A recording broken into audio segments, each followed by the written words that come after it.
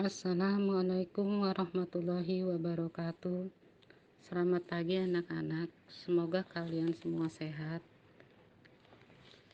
Ibu ucapkan selamat pada kalian semua yang telah diterima menjadi siswa-siswi SMP Negeri 2 Cisauk. Semoga kalian betah ya, dan semoga kalian semangat menuntut ilmu di sekolah ini. Dan di masa pandemi ini ibu berharap kalian menerapkan 4M, yaitu mencuci tangan, memakai masker, menjaga jarak, dan tidak berkerumun. Alangkah lebih baik kalau kalian di rumah saja, tidak keluar rumah kalau tidak ada keperluan. Sebelum ibu memasuki materi MPLS ini, perkenalkan nama Ibu Holila. Ibu mengajar mata pelajaran PPKN dari kelas 71 sampai dengan 75 dan kelas 9 1 sampai 95. Materi yang akan Ibu sampaikan pada MPLS kali ini adalah tentang sadar hukum. Kalian pernah dengar kata sadar hukum? Oh, tuh ada temennya yang tahu ya apa itu sadar hukum. Ya, sekarang Ibu akan terangkan apa sih pengertian sadar hukum. Kesadaran hukum adalah memiliki makna nilai-nilai yang terdapat dalam diri manusia mengenai hukum yang ada dan perilaku tertentu yang diatur oleh hukum. Kesadaran hukum akan memiliki makna mendalam manakala pengetahuan, pemahaman, dan sikap hukum bermuara pada perilaku berupa tindakan nyata mematuhi, menaati hukum atau peraturan.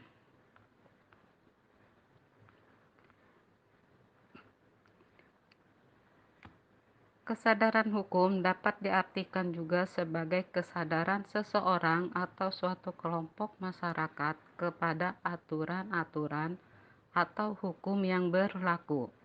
Kesadaran hukum sangat diperlukan oleh suatu masyarakat. Hal ini bertujuan agar ketertiban, kedamaian, ketentraman, dan keadilan dapat diwujudkan dalam pergaulan antar manusia. Tanpa memiliki kesadaran hukum yang tinggi, tujuan tersebut akan sangat sulit tercapai.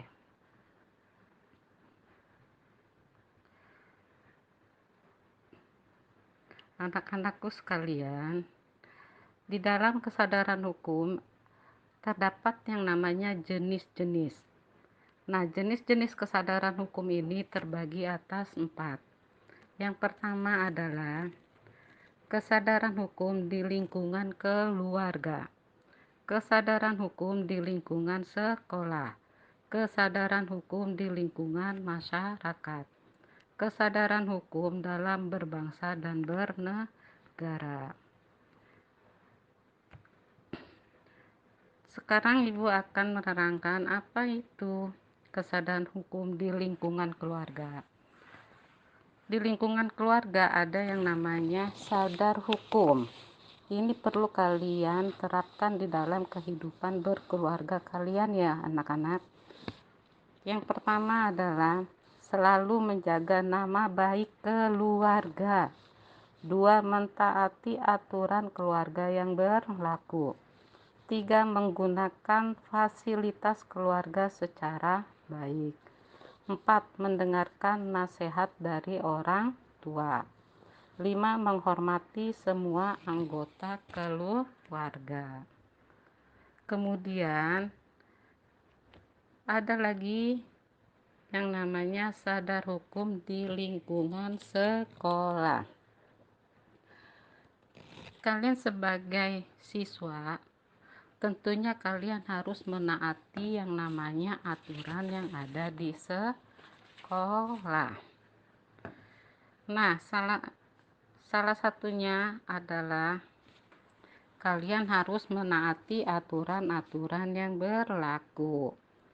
Sadar hukum di lingkungan sekolah adalah selalu mentaati peraturan yang berlaku di sekolah, disiplin dalam belajar, mengerjakan tugas yang diberikan oleh guru tepat waktu, dan menghargai dan menghormati ibu dan bapak guru, staf tata usaha, bapak satpam, dan semua yang bekerja di sekolah.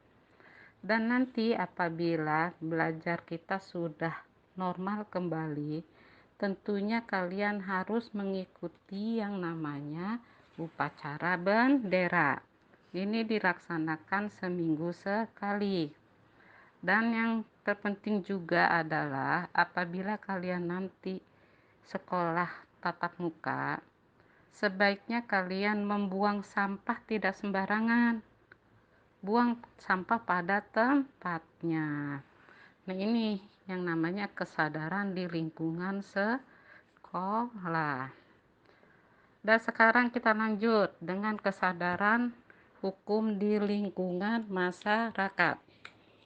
Kalian adalah makhluk sosial yang hidup di tengah-tengah masyarakat.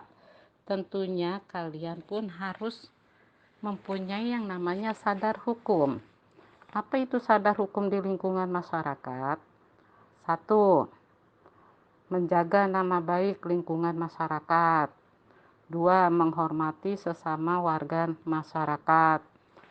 3. Taat dan patuh terhadap aturan masyarakat. 4. Tidak bertindak di luar norma. 5. Selalu memelihara ketertiban, keamanan, dan ketentraman di dalam masyarakat. Nah, terakhir, kesadaran hukum di lingkungan berbangsa dan bernegara. Sebagai warga negara yang baik, tentunya kalian pun harus tahu sadar hukum di lingkungan bangsa dan negara. Yang pertama, kalian harus menjaga nama baik bangsa dan negara. 2. Taat dan patuh dalam menjalankan aturan-aturan yang dikeluarkan oleh negara. 3. Membayar pajak. 4. Saling menghormati antar sesama warga negara. Anak-anakku sekalian, sadar hukum merupakan suatu kondisi di mana para siswa telah memahami dan mengetahui aturan-aturan yang berlaku, baik di lingkungan sekolah maupun lingkungan masyarakat, sehingga mereka dapat mematuhi atau menghindari dari perilaku-perilaku yang melanggar akan hukum tersebut. Ada indikator sadar hukum. Nah, yang pertama itu adalah mengetahui tentang hukum. Faktor yang mempengaruhi kesadaran hukum yang pertama adalah mengetahui tentang kesadaran hukum. Peraturan dalam hukum harus disebarkan secara luas dan telah sah. Maka dengan sendirinya peraturan itu akan tersebar dan cepat diketahui oleh masyarakat. Seseorang mengetahui bahwa perilaku-perilaku tertentu itu telah diatur oleh hukum. Peraturan hukum yang dimaksud di sini adalah hukum tertulis maupun hukum yang tidak tertulis. Perilaku tersebut menyangkut perilaku yang dilarang oleh hukum maupun perilaku yang diperbolehkan oleh hukum. Lanjut tentang ketaatan masyarakat terhadap hukum. Faktor yang mempengaruhi kesadaran hukum selanjutnya adalah tentang ketaatan masyarakat terhadap hukum. Dengan demikian, seluruh kepentingan masyarakat akan bergantung pada ketentuan dalam hukum itu sendiri. Namun juga ada anggapan bahwa kepatuhan hukum justru disebabkan dengan adanya takut terhadap hukuman atau sanksi yang akan didapatkan ketika melanggar hukum. Pelanggaran hukum oleh pelajar. Hukum pidana memberi batasan 16 tahun sebagai usia dewasa. Anak-anak yang berusia kurang dari 16 tahun masih menjadi tanggung jawab orang tuanya kalau ia melanggar hukum pidana. Tingkah laku mereka yang melanggar hukum, misalnya mencuri, belum disebut sebagai kejahatan kriminal, melainkan hanya disebut sebagai kenakalan. Kalau ternyata kenakalan anak itu sudah membahayakan masyarakat dan patut dijatuhi hukuman oleh negara, dan orang tuanya ternyata tidak mampu mendidik anak itu lebih lanjut, maka anak itu menjadi tanggung jawab negara dan dimasukkan ke dalam lembaga pemasyarakatan khusus anak-anak di bawah Departemen Hukum dan Hak Asasi Manusia, atau dimasukkan ke lembaga-lembaga rehabilitasi lainnya seperti Permadi Siwi di bawah Kepolisian Daerah Metropolitan Jakarta Raya. Sebaiknya jika usia seseorang sudah di atas 16 tahun, jika ia melakukan pelanggaran hukum pidana, ia bisa langsung dipidana, dimasukkan di dalam lembaga pemasyarakatan. Ibu berharap kalian ini sadar hukum, tidak akan melanggar hukum yang berlaku ya nak ya. Faktor-faktor yang mempengaruhi pelajar melakukan pelanggaran hukum. Yang pertama adalah personality individu remaja sendiri. Mempunyai kepribadian yang lemah karena lingkungan pembentuk psikis yang tidak tepat. Tidak suka mentaati norma perilaku awal remaja yang ditunjukkan dengan suka membolos, merokok pada usia awal, penampilan fisik yang berbeda dengan kelompoknya, serta psikis seperti IQ rendah, kecenderungan psikopat, sukar dididik. Nah, latar belakang keluarga juga mempengaruhi. Latar belakang keluarga dapat mempengaruhi pelajar melanggar hukum, seperti orang tua broken home, situasi yang memaksa, orang tua kerja seharian, kurang perhatian hanya pemenuhan kebutuhan materi. Orang tua terlalu melindungi atau overprotective. Orang tua yang sangat memanjakan, status ekonomi orang tua yang rendah, serta duplikat orang tua yang berperilaku jelek. Ada lagi, latar belakang masyarakat juga mempengaruhi ya nak. Latar belakang masyarakat seperti pengaruh peer ground, media massa, kekangan sekolah, dan lingkungan sosial yang tidak menentu. Pengaruh kelompok teman sebaya terhadap anak bisa positif atau negatif. Berpengaruh positif apabila para anggota kelompok itu memiliki sikap dan perilakunya positif atau berakhlak mulia. Sementara yang negatif apabila para anggota kelompoknya berperilaku menyimpang, kurang memiliki tata krama atau berakhlak mulia. Dari itu, ibu berharap kalian pintar-pintar memilih teman. Carilah teman yang baik, yang bisa mengarahkan kalian ke hal-hal yang positif. Kalau kalian berteman dengan orang yang tidak baik, akhirnya kalian akan terjerumus ke hal-hal yang negatif, seperti tadi yang ibu uraikan ya nak ya.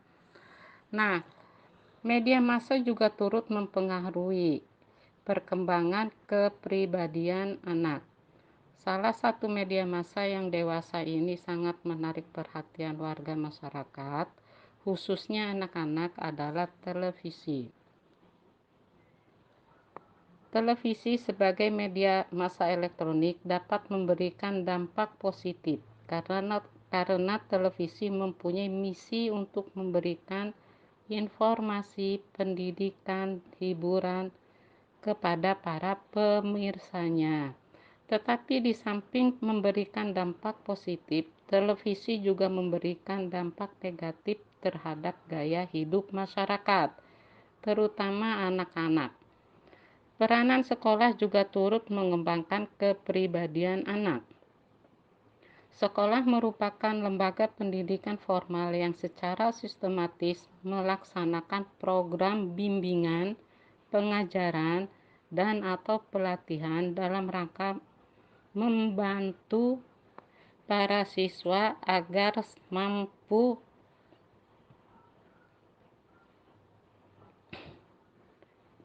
mengembangkan potensinya secara optimal, baik yang menyangkut aspek moral, spiritual, intelektual, emosional, sosial, maupun fisik motoriknya.